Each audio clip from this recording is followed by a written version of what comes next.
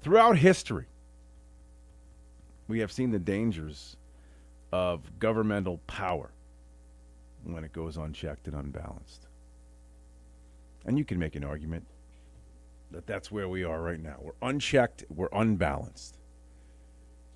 Thomas Jefferson warned us against the accumulation of power in the hands of few, famously stating, when the people fear the government, there is tyranny. When the government fears the people, there is liberty. Even in recent history, we have witnessed the dangers of unchecked power. During the Cold War, the Soviet Union's single-party system led to a lack of everything, diversity in ideas, and ultimately the suppression of individual freedoms. China did the same thing. Even today, Communist Party's domination over their political system has stunted the growth of free enterprise. And they lack individual liberty. In fact, if you look again at the history of mankind, these types of dictators or tyrants have caused tens of millions, hundreds of millions of deaths. People surrendered their lives to unchecked government tyranny. Here in the United States, we have two dominant parties, but their polarization often leads to a lack of progress.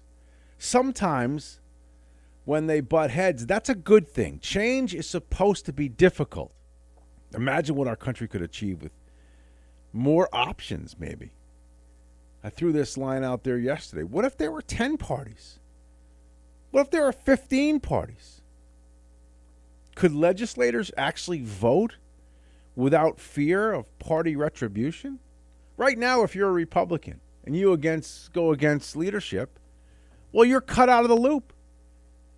You're not given those swanky seats in some of those committees.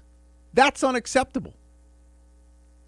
If you speak your mind, have a free thought, or want to represent the people of your state or your district, and because you do that, you're punished, well, that's not right. If you can't vote with your heart or your mind, that's oppression in a sense. So what would happen if we had 10 parties? I don't know. It's an interesting experiment. Right now, the system is broken and fractured.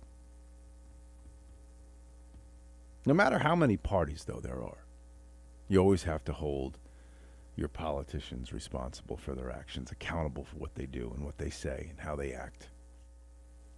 We've got to remember the importance of standing by our principles and having politicians that don't bend to popular opinion. Again, I'm throwing out a bunch of quotes this morning, but JFK said the hottest places in hell are reserved for those who in times of great moral crisis maintain their neutrality. When the blank hits the fan and everything's crazy, if you're neutral, you're wrong. You have to take a stand. You have to push back. You have to fight. It's the duty of all of us to stand up for what we believe in. It's unchecked government power is, to me right now, what's ruining this country, putting us on the fast track to destruction. Even if it means risking our lives, our fortunes, and our sacred honor. Every single one of the framers of the Constitution, I'm sure today, are spinning in their grave, thinking to themselves, I created this magic, and they are ruining it. They're throwing it away. They're breaking what we thought was unbreakable.